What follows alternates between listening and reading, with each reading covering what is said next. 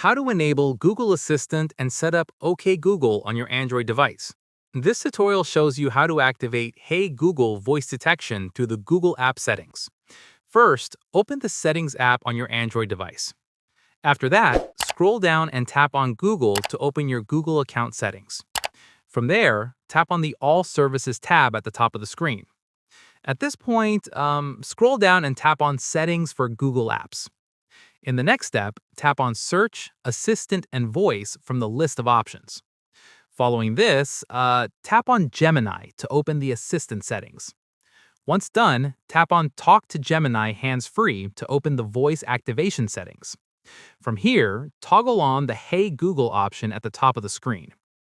At this stage, a prompt will appear. Tap Turn On to confirm and wait a few seconds for it to initialize. After this, if it's your first time setting it up, you'll be taken through the voice match setup process.